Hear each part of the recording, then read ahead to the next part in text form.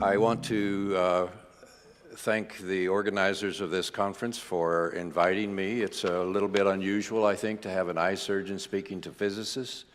But nevertheless, I'm honored that you would allow me to come and share some thoughts with you about the role of voltage in the body.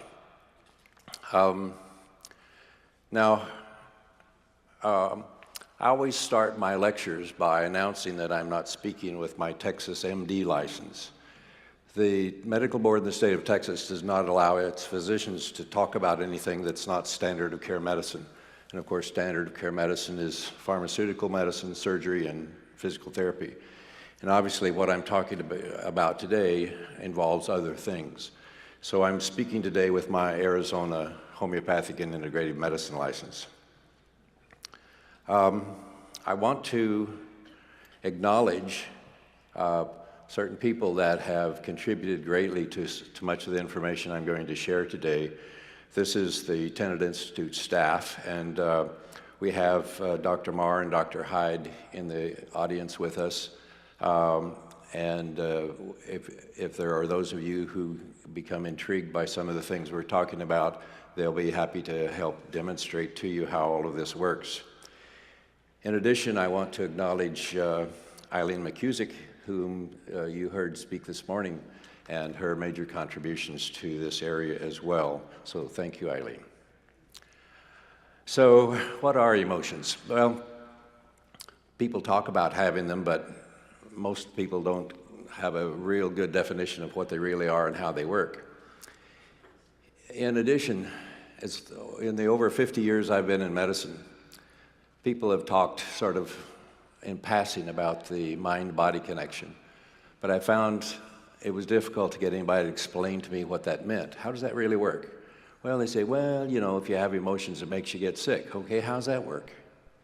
And I found it difficult to find any solution or answer to that question.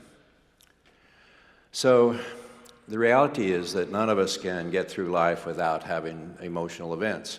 We have losses, loved ones die or disappoint us, our dreams go unfulfilled, we go bankrupt, we have car wrecks, we suffer injuries, all sorts of things happen. And then of course we now have this big epidemic in our country of soldiers returning from war and committing suicide. So this business about post-traumatic stress syndrome is, of course, become a major issue for us, and nobody really knows very well how to handle it. And here's a list of all of the various things that can happen with that. But we find that more and more people that aren't soldiers are having post-traumatic stress syndromes as well. So we need to get a handle on how to deal with that. Now, when this Time magazine cover came out, we were only losing 1 soldier a day. Now it's up to 20 a day. So 20 of our veterans a day are committing suicide. So we obviously need to figure out a way to deal with that.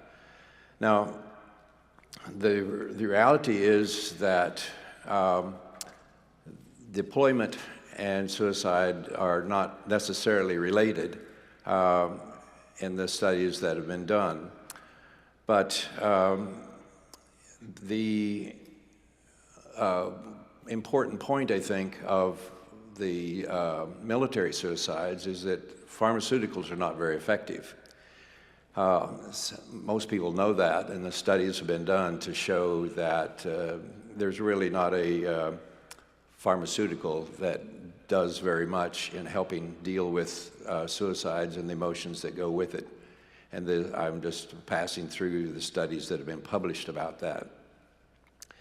Now, in my observation, if you have treatment failures, it usually means you're using the wrong paradigm.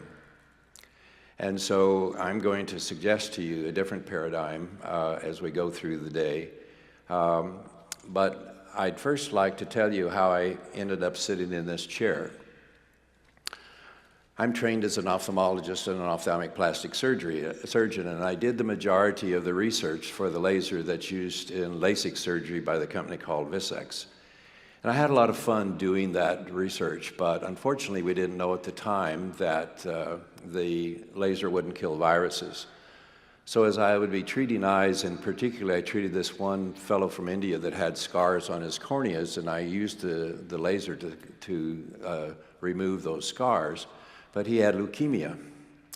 Well, we didn't know that the laser wouldn't kill viruses, and so the viruses came up off his eye, through my mask, into my nose, and into my brain, and I developed encephalitis.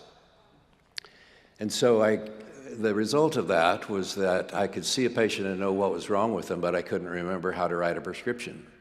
And in addition to that, I developed spastic movements, so I'd be sitting there and do something like that, which doesn't work really well if you're operating inside somebody's eyeball.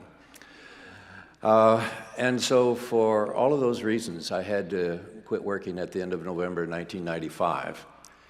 So I spent about 16 hours a day in bed sleeping, and I had 2 or 3 hours a day in which I could think clearly enough to understand a newspaper, and then like a light switch would go off and I couldn't understand it anymore. So during that 2 or 3 hours a day I could think, I had to figure out how to get myself well, because the best doctors I could find at NIH in Boston and New York and wherever just said, well, you got 3 viruses in your brain, we don't know what to do about it, go home and don't call us, we'll call you. So during that 2 or 3 hours a day that I could think, I began to try to figure out how to get myself well. And I began to think about the fact that all the cells in the body work very much the same, even though they look different, but that if I could figure out how to make one cell work, I could make them all work. And so I went out and bought 10 or 15 books on cellular biology and started reading them, which I hadn't done for about 30 years. And one of the things that resonated to me with those various books was that each one talked about the fact that cells are designed to run at a pH of 7.35 to 7.45. And so I didn't really know too much about pH. I remembered there was something had to do with acid-base balance, but I didn't really know a great deal more about it. So as I began to look at pH, I began to realize that pH describes voltage in a liquid. So if you think about the wires that are bringing the voltage into these lights and to your computers, et cetera, that's conductive electricity, of course, with electrons flowing through a copper wire. But if you talk about a solution has the opportunity to be either an electron donor or an electron stealer. So in order to figure out which it is, you use a sophisticated voltmeter, so to speak, called a pH meter. And when you measure a liquid with a pH meter, it will give you either the pH, or you can flip a switch and it will read it out in millivolts. So the reality then is voltage in a liquid we call pH. And by convention,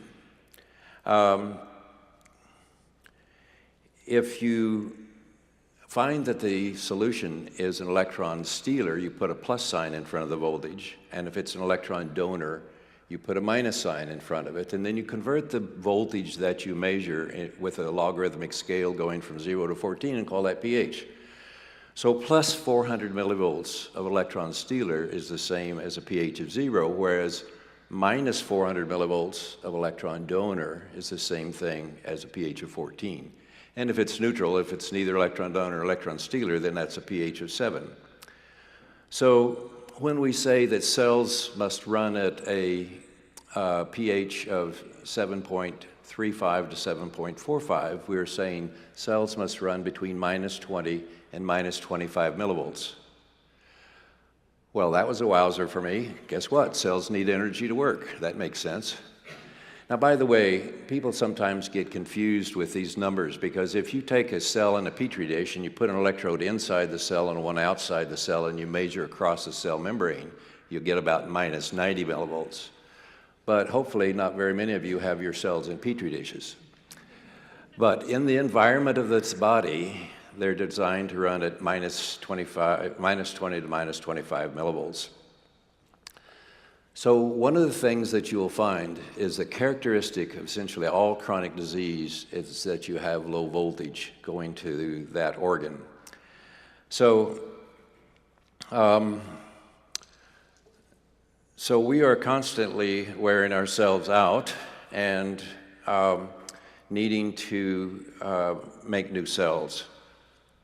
So what I'm seeing here is one slide behind that one, apparently. Okay. So we are constantly wearing ourselves out and having to make new cells. So the macula in your eye today is only 48 hours old. In other words, you get new cells in the macula every 48 hours. The lining of your gut is 3 weeks old. The skin you're sitting in today is 6 weeks old. Your liver's 8 weeks old, and your nervous system's 8 months old. So we are constantly wearing ourselves out and having to make new cells. So it turns out then that chronic disease only occurs when you lose the ability to make new cells at work. Let me say that one more time. Chronic disease only occurs when you lose the ability to make new cells at work. Well, if that's the case, then we need to ask the question, what does it take to make a new cell that works? Well, as I mentioned, it takes minus 25 millivolts for a cell to run, but to make a new one takes double that. It takes minus 50 millivolts. And then in addition to having the voltage to make new cells, we have to have all of the nutrients to make a new cell. So if your house gets blown down with a tornado and you have to build a new one, guess what? You have to have everything you need to bake it. You can't build a new house with doorknobs and bathroom tiles. You have to have shingles and rafters and doors and windows, etc. You have to have everything it takes. And this is a big mistake people make when they're trying to get well, is they try one substance at a time, saying that, well, I want to see what works. Well, it's not going to work, because I have to have everything all at one time to build a new cell. So we have to have minus 50 millivolts of energy. We have to have everything it takes to make a cell. And then we have to deal with any of the toxins that are hanging around that damage cells as fast as we make them. And the most common toxins we have to deal with are heavy metals like mercury, toxins coming out of our teeth, and GMO foods with the pesticide called Roundup or glyphosate. Now, the body actually has 4 different battery packs, because the human body is a portable electronic device. Like all electronic devices, it has to have a battery pack or multiple battery packs. And so the reality is that we have these 4 different packs. Now, the largest one of all is our muscles. Now, our muscles are piezoelectric, and for those of you who aren't physicists, that funny word piezoelectricity means that if you stress a substance and it emits electrons, that's called piezoelectricity. So when I move my muscles, I'm generating electrons, which is, by the way, why exercise is so important, because exercise is the way the human body is designed to recharge your own personal battery pack. But the reality is also that our muscles are rechargeable batteries. And so we have then these large muscles, which are our main batteries. And then these muscles, battery packs, are all hooked to our cell membranes. Now, cell membranes are capacitors. So what is a capacitor? Well, a capacitor is a small battery. And the way our cell membranes are designed is with a couple of opposing layers of funny fats called phospholipids.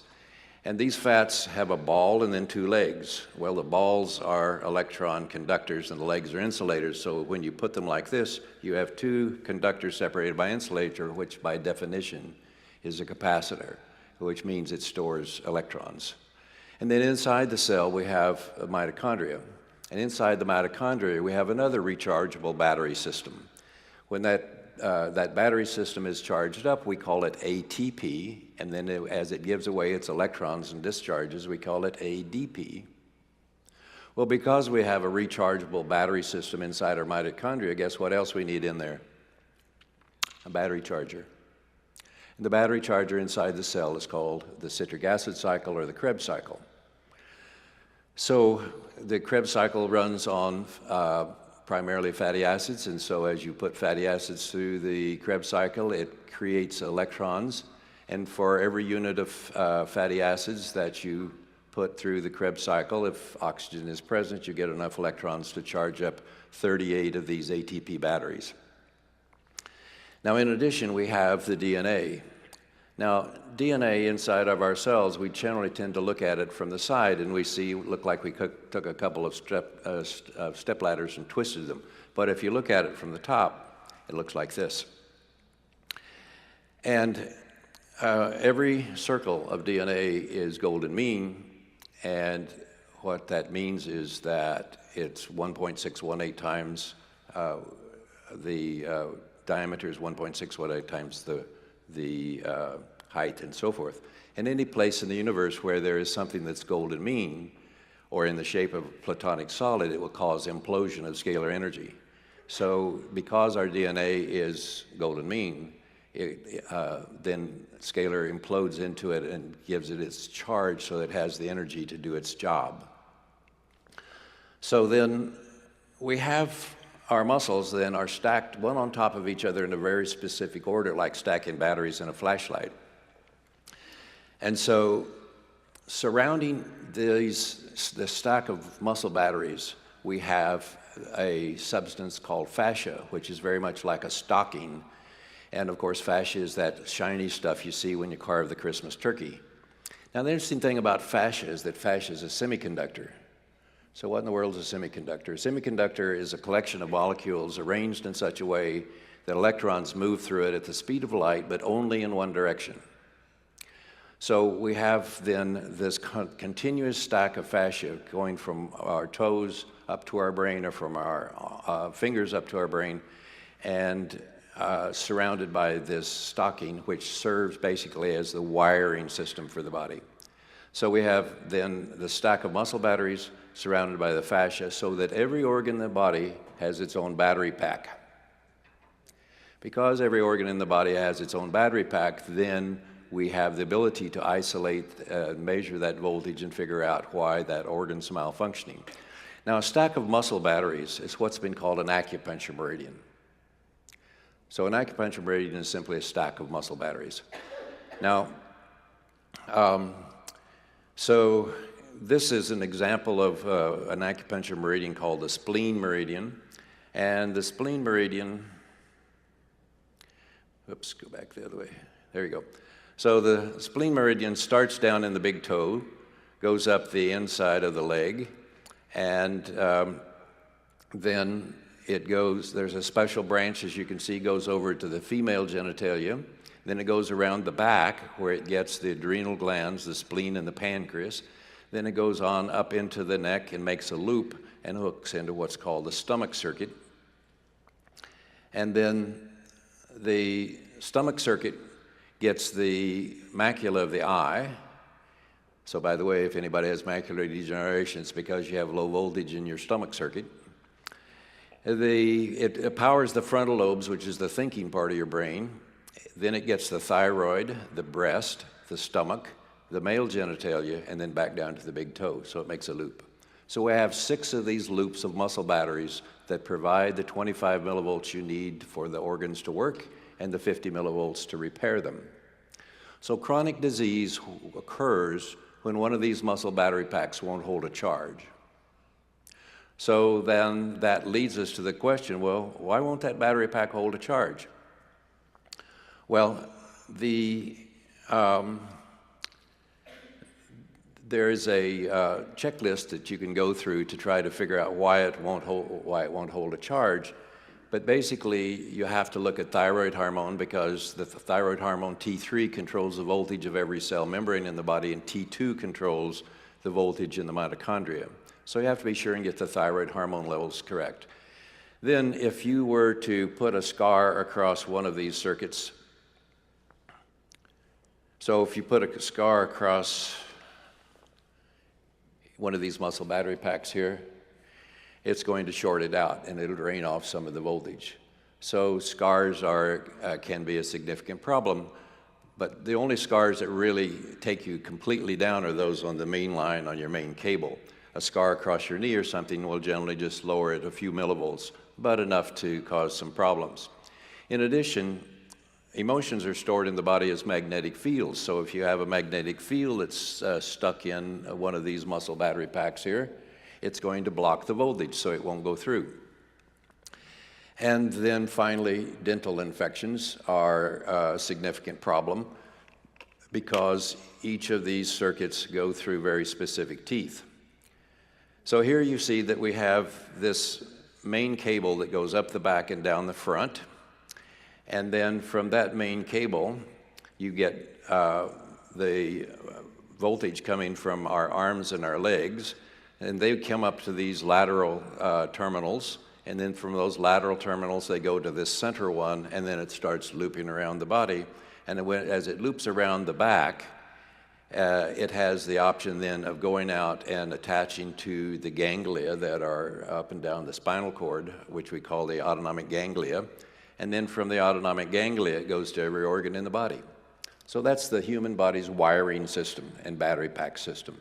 And so whenever you have chronic disease, you will have failure of one of these electronic systems. So you simply have to start out whenever you have some sort of illness, asking the question, so what's the battery pack to that illness? So if you have heart disease, you would say, what's the battery pack for the heart? Well, it's obviously the heart muscle battery pack. There are others that are not as obvious. For example, the example I gave you of spleen-stomach. The spleen-stomach circuit is the power supply for the entire endocrine system, the entire reproductive system in both males and females, the macula of the eye, and the thinking part of the brain. And of course, when that system goes out, which is one of the more common ones to go out, then you start having failure of those organ systems. So how do we know if the voltage is low in a circuit? Well, we have the ability to measure it with certain acupuncture points using what amounts to a specially designed ohm meter. Now, as we began to then identify the power packs that is not working correctly, we have two things in front of us. One is to figure out why that battery pack won't hold a charge, and then the second is to try to recharge the battery pack while we're figuring out how to fix the reason that we got into trouble in the first place. So we have developed this device called a biotransducer that puts out both electromagnetic and scalar energy, and if you simply aim it at the failing organ, you can begin to recharge the cells in that organ itself. And then you want to come behind it and you want to charge the muscle battery packs. And these diagrams that we have here, where you see the red and the black dots, show you where to put the polarity, because every battery pack, like every other battery you're aware of, has terminals and polarity. So you take patches and you stick the patches on to where the terminals of that battery pack that doesn't have enough charge. Hook it onto the biomodulator, which is a little portable device that looks a bit like a computer mouse. And it puts out waveforms that are designed to implode energy and transfer energy to the cells and recharge your muscle battery packs. So you're recharging the organ, you're recharging the muscle battery packs while you're working on figuring out, well, why won't that battery pack hold a charge in the first place? Now, one of the interesting things is that our bodies are wired up like many circuit boards. As you know, many electronic circuit boards use Tesla resonating circuits. A Tesla resonating circuit is a combination of a capacitor and a coil wired in parallel. And when you do that, it has the ability to communicate with other systems that are a combination of Tesla resonating circuits. So in the body, the lung is always wired to the large intestine, the heart's always wired to the small intestine, the spleen and pancreas are always wired to the stomach, the kidney's always wired to the bladder, and the liver's always wired to the gallbladder. Each of these create in a Tesla resonating circuit. And because they are Tesla circuits, they're able to communicate with each other. So one part of our body knows what's going on in the other part of the body because we're wired up with Tesla resonating circuits. Now, all of these various circuits in the body go through very specific teeth. And so the teeth act like circuit breakers. So if you begin to have an infection in one of your teeth, it will at first begin to reduce the voltage that's in that circuit and later actually switch it off. So the circuit we've been talking about, the spleen-stomach circuit, is the one that you see in yellow here. It's the upper molars and lower premolars. And so if you have an infection in an upper molar, then it's going to begin to affect your spleen-stomach circuit, which means it's going to affect, as I mentioned, your entire reproductive system, your entire endocrine system, the thinking part of your brain, and the macula of your eye. So most people with macular degeneration have an infection in an upper molar on the same side as their macular degeneration. Now, one of the issues then is how do teeth enter into this whole system? Well, it turns out that the teeth appear to function similar to the way that a lymph node does in the lymphatic system. If you have infection in your lymphatic system and it goes up the lymphatics, it gets caught and trapped in a lymph node. Well, emotions are trapped in the body as magnetic fields, and those magnetic fields tend to end up being trapped in teeth as well. And so what you'll find is that the majority of chronic illness actually begins with an emotional event. Let me say that one more time. The majority of chronic disease actually begins as an emotional event. And that emotion is a magnetic field that starts blocking the circuit by getting caught in one of the teeth. And as it does so, it begins to lower the voltage in the tooth. Now, Dr. Steinman showed that every tooth has within it a pump that pumps fluid from inside the tooth to inside the mouth, and that's what keeps you from getting cavities. Your kids will be happy to know that it's not Snicker bars that are causing their cavities, it's the failure of this pump. So when the pump begins to fail, then infection comes from the mouth into the tooth and begins to cause decay.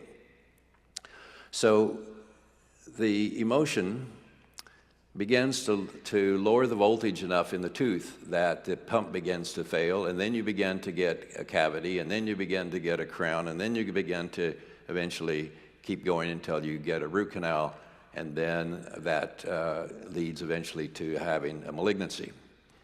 So again, most of the chronic disease begins as emotions. Now, obviously, there are some circumstances where that's not the case. If you were living in Tokyo when Fukushima blew up and you were radiated, obviously that's not necessarily an emotional event in the sense that you may not have known you just got radiated, but it's going to make you sick. But generally speaking, most of the emotions, or most of the chronic disease we have, we can trace back to an emotion that has blocked a particular a muscle battery pack by blocking the tooth that's involved with it. Now,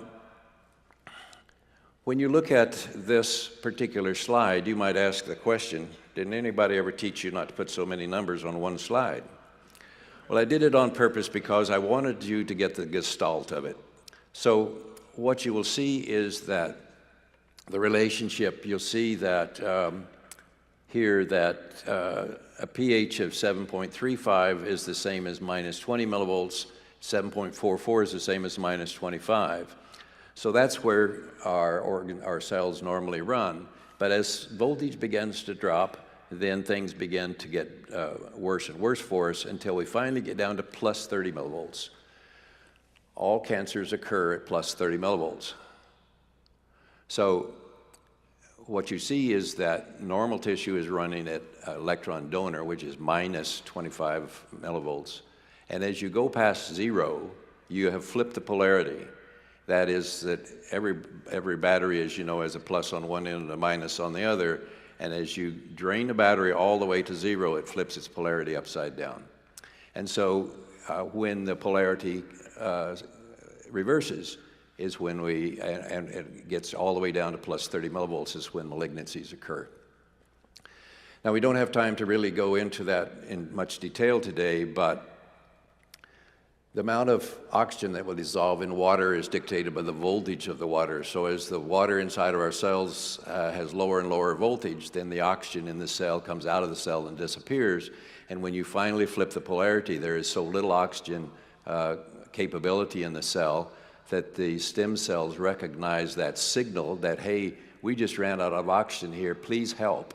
And so stem cells go over and invade the local blood supply and create a mass of blood vessels that we call a cancer, which is indistinguishable from a placenta in a pregnant female. So basically all solid tumors are placentas that is the body's way of responding to lack of voltage and oxygen. So if we begin then to think about the way that this works, think about my thumb. My thumb is a perfectly good thumb, by the way. It's running at what voltage? Minus 25 millivolts. Now I hit it with a hammer and I destroy some cells in my thumb. What's going to happen is that the thumb's immediately going to go to minus 50 millivolts. And minus 50 millivolts causes the arterioles to dilate. And the reason that happens, of course, is we need the raw materials dumped at the curb there, so to speak, so that we can rebuild the cells we destroyed with a hammer. Well, when those capillaries dilate, we get all the signs we normally call inflammation. We have redness, we have swelling, we have heat, we have a pulsing pain, and it makes you say bad words. So my thumb gets busy and it makes new cells, it replaces those I smashed with a hammer, it goes back to minus 25 millivolts, and I'm a happy camper. But on the other hand, if when I smash my thumb, if the power supply going to the thumb is inadequate to provide the minus 50 millivolts I need to make new cells, then my thumb won't heal, and I'm stuck in chronic disease. You see that? So I can take all the pills I want, I can do all the surgery I want on the thumb, but it'll never get well until I do what?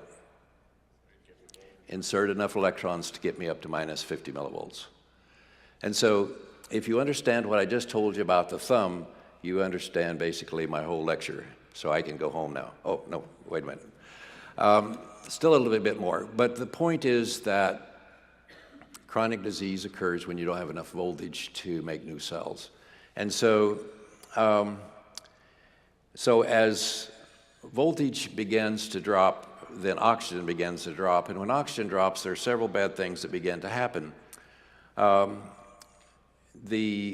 One of the things that, as I mentioned earlier, is that you begin to have less ATP, which is the voltage inside the cell that the cell needs to do its business.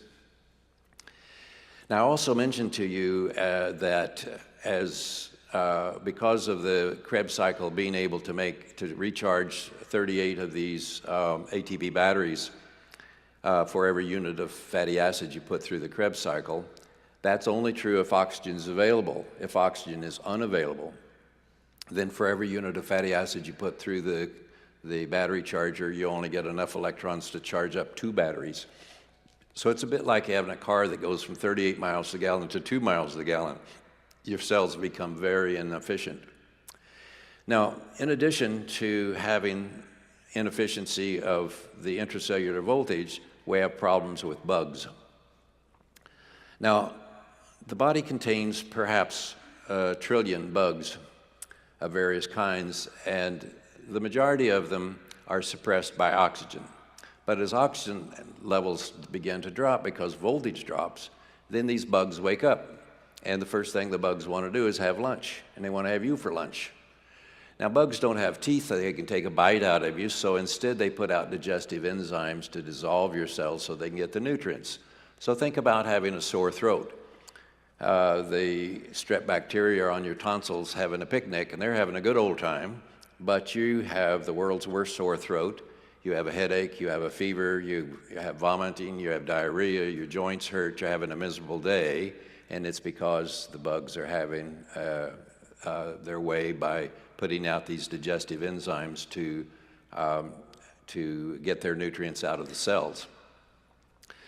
Now, one of the things is that as voltage and oxygen drop more and more, these microorganisms lose their cell membranes. So they become what have been called cell wall deficient organisms, or stealth pathogens. One of the problems with that is, first of all, you can't culture them.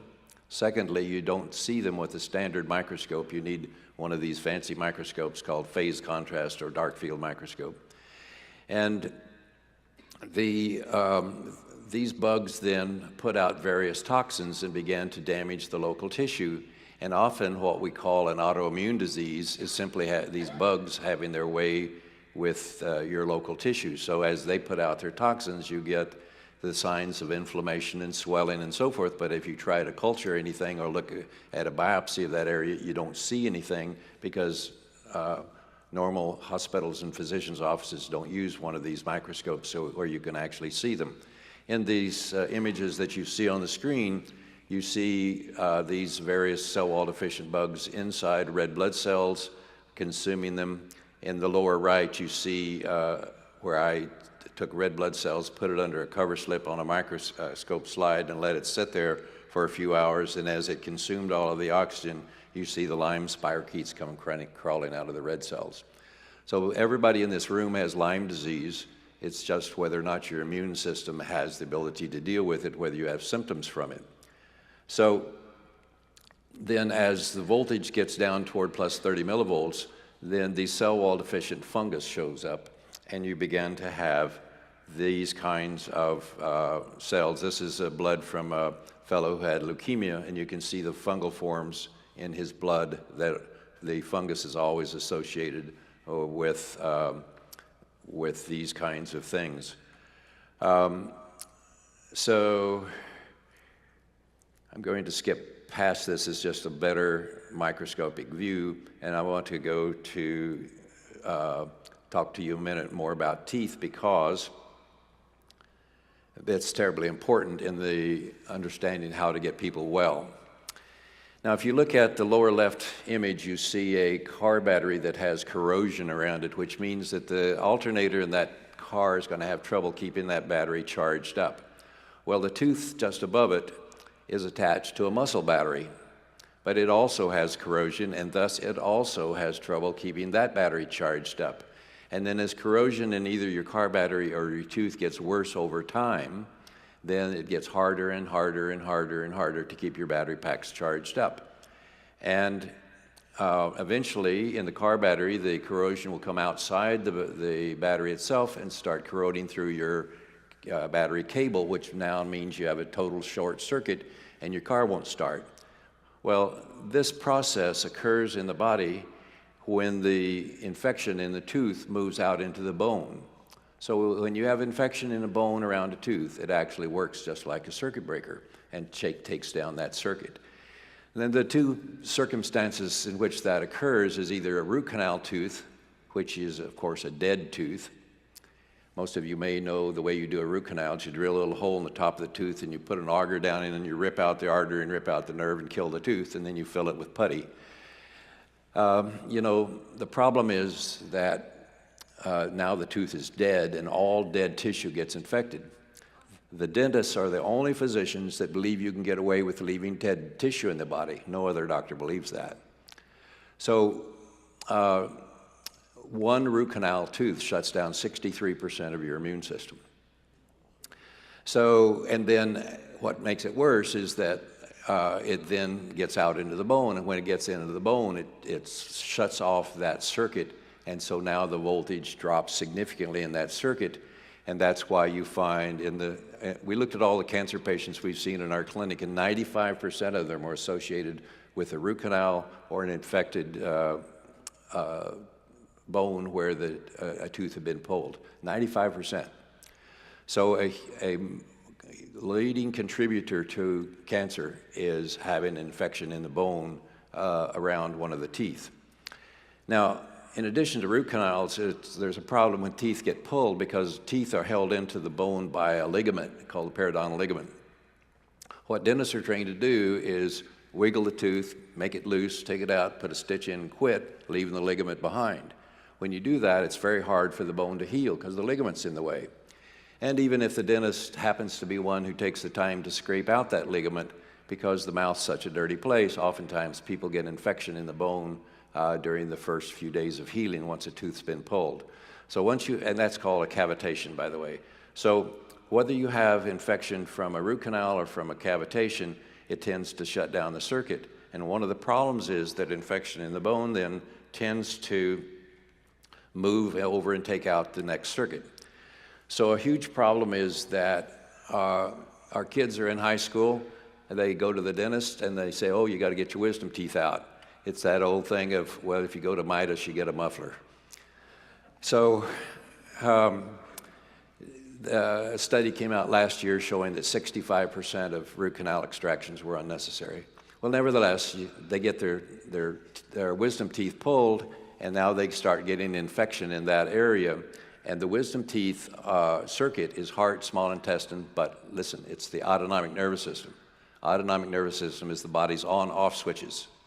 So all of a sudden, within days after getting their wisdom teeth extracted, the kids have lost their on-off switch, which means their body doesn't know how to control itself. Then over time, it begins to move next door and takes out the spleen-stomach circuit. Now remember that the spleen circuit is the power supply to the adrenal glands. So now soon they've lost their control panel, their on-off system, and then they lose their adrenals, so they can't deal with stress, and so they began to become what many people say, oh, he's just a teenager. Well, no, he's not just a teenager. He's lost his ability, the whole way the body deals with stress. And so many of our kids hide themselves within electronics, because within the electronics, they have an on-off switch. In their body, they don't. So they can't deal with the real world anymore. And so they hide within their cell phone and their Game Boys or whatever you call them. Nevertheless, this is a huge problem. Now, when you lose, I only got 5 minutes left. So when you lose your ability to make adrenaline, you go down the following slippery slope. You have trouble going to sleep. You have trouble dealing with stress. You have trouble with your memory. And then you can't multitask. So you're sitting reading a book or watching TV and somebody says, hey, do you want mustard or mayonnaise? You become very annoyed because they interrupted you. But you don't have the mental horsepower to stay attached to whatever you're doing, so you detach, you pick mustard, you go back to your book, and now you can't remember your place, and you're even more annoyed. And then it gets to where you don't like any stimulus, so you don't like loud noises, loud music, rowdy crowds, can't be around people who are arguing. And eventually it gets to where you don't even want to be touched, you just want to sit in a corner and have people leave you the heck alone. And then your sexual equipment quits working, and then you can't go to sleep before 11, and when you wake up, you're still tired. All of that's due to the loss of the spleen power supply to your adrenals. Well, what I've just described, of course, is very destructive. If you can't deal with the life of the world, you can't be a good spouse, and particularly if your sexual equipment doesn't work anymore, then that's a big problem in a marriage. You can't be a good parent because kids make noise and want something from you, and you have nothing to give. You can't be a good worker. You can't be a good friend. You can't be good of much of anything, so your life's in the toilet simply because you've lost the spleen circuit that goes to the adrenal glands. And that's a huge problem in our society. Well, now, Eileen McCusick spoke earlier about mapping the field of emotions, and this is the traditional Chinese one, so that the various circuits have these various sorts of emotions get stuck in these various particular places or in the teeth that are associated with these. Dr. Banas published these, and of course Eileen has published hers, which is this group of where things get stuck. And as far as erasing emotions are concerned, because emotions are a magnetic field, you can erase them with a stronger magnetic field. One of the laws of physics is if you take any magnet and you put a stronger magnet over it, then the weaker magnet assumes the characteristics of the stronger one. And so when you have these emotions that are stuck, you can begin to erase them in a variety of different ways. Now, there are various groups over the years that have looked at this subject and tried to figure out how to do it. EFT, Psych-K, emotion code, psychosomatic energetics, et cetera, et cetera. But certainly, we had developed one where you can, if you can think about emotion while holding onto these hand grips with your biomodulator, you could erase the emotion. But when we did that, we were doing in one emotion at the time.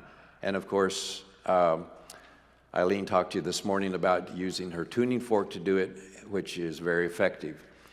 What I have recently found is that if you treat the wisdom teeth, which treats your autonomic nervous system, then you can begin to knock out, you can not only change the polarity in all of your various circuits at one time, but also knock out many of the motions automatically. Now, a pendulum is actually like a single string on a guitar, and the weight on the pendulum makes the string taut. So when it's moved, it's actually resonating with whatever frequency the string is. So what you do is you hold this pendulum over the small intestine, heart, small intestine, autonomic system, and you take the biotransducer and simply put it over the wisdom teeth, and you watch the pendulum, and it'll always be spinning backwards if the voltage is low, counterclockwise, and you keep holding it there, and pretty soon it'll slow down, and then it'll start spinning clockwise. And then you do the same on the other side, again holding the pendulum over the heart small intestine circuit, put the biotransducer over the autonomic system where you can access it with a tooth, watch it spin backwards and in the correct way, and now when you go back and check all of the circuits, you've corrected the polarity in every circuit, and many of the emotions that you had found out in the biofield are already gone as well. So unfortunately, I don't have the time to talk to you about how we're wired up with polarity and with how our body's all golden mean and how implosion occurs. But if you're interested in those subjects, then we have some videos that will help you in that area. Plus, we'll be giving some demonstration. If there are any of you in the audience who happen to have an emotion, anybody here? We'll be doing some demonstrations in the breakout room.